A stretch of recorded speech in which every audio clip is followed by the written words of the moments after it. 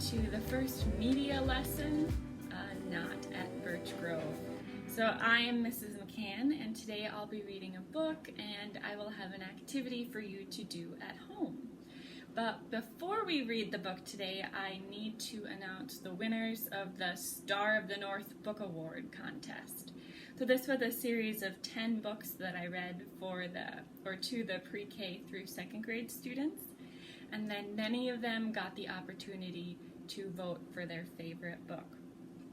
So starting off in third place, we have Alma and How She Got Her Name by Juana Martinez Neal. In second place, it is a tie, 28 votes each for The Good for Nothing Button by Sharice Miracle Harper, and We Don't Eat Our Classmates by Ryan T. Higgins. In first place, we also have a tie between Can I Be Your Dog by Troy Cummings and Crash, Splash, or Moo by Bob Shea. So the book we are going to read today is called Bearnard's Book. And this book is written by Deborah Underwood. You will see it is not Bernard's book, it is Bearnard's book because Bearnard is a bear. This book is also illustrated by Misa Sadbury. So Bearnard's Book. I'll adjust the camera a little bit.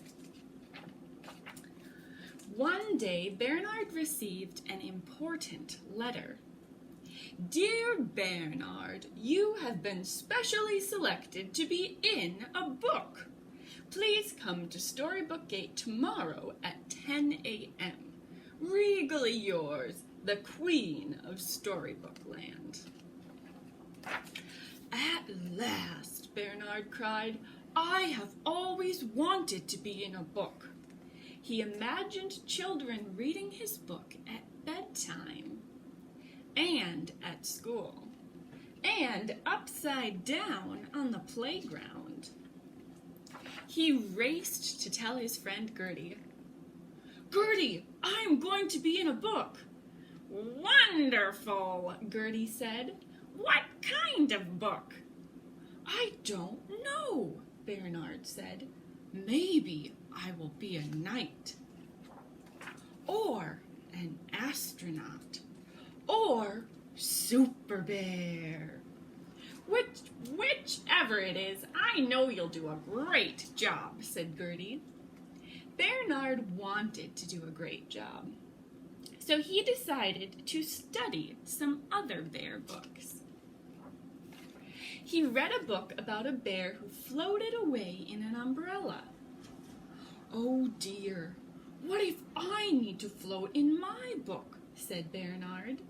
I'm afraid of floating. He filled up his bathtub to practice. What are you doing? Gertie called. Not floating, said Bearnard. Maybe you won't need to float in your book, said Gertie. Bearnard read a book about a bear who ate marmalade and made messes. I do like marmalade, Bearnard said, but I'm a tidy bear. Messes make me nervous. Just give it a try, said Gertie.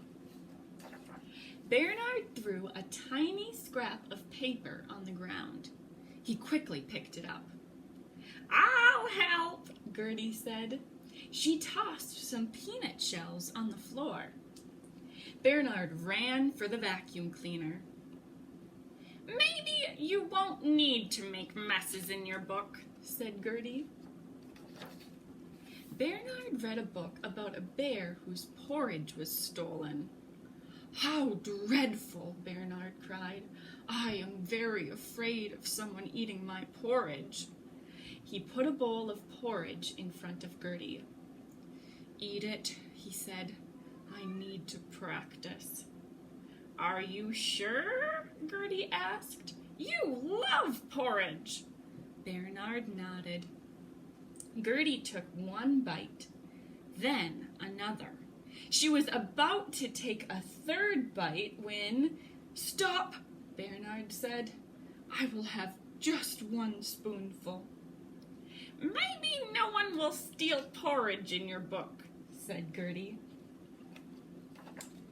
That night, Bearnard dreamed of a floaty, messy, porridge-stealing monster. I have changed my mind, he said the next morning. I do not want to be in a book. Bearnard, said Gertie, you tried to float. You tried to make a mess. You tried to let me eat your porridge. Do you know what that makes you? What? Said Bearnard. Brave, said Gertie. It does? Said Bearnard. Yes, said Gertie. Bearnard took a deep breath. Gertie, can brave bears bring friends along? Absolutely, said Gertie. Gertie helped Bearnard relax while they walked to Storybook Gate. At the gate, Bearnard waved goodbye to Gertie. Welcome, Bearnard, said the Queen. Right this way. Thank you, said Bearnard. Can you please tell me what my book is about? Why, don't you know? Asked the Queen. It's about you. It's about me? Yes, said the Queen. It's about Bearnard the brave bear getting ready to be in his book. All you need to do is be yourself. Thank goodness, said Bearnard. He turned to tell Gertie, but remembered she wasn't there. Then he had an idea. My friend Gertie helped me get ready. Can she be in my book too? He asked. Of course, said the Queen. Hooray, said Bearnard. He ran back to get her. And together, Bearnard and Gertie danced into Brave Bearnard's book. And that is the end of Bearnard's book. So, one of the things Bearnard learned in the book is that he failed when he tried to be like other bears, right? He failed when he compared himself to others. What really made Bearnard special in this book is that he was himself. That's how he became the star of his own story. So my challenge to you for this week is to draw a picture of yourself in a story, or to write a story about yourself.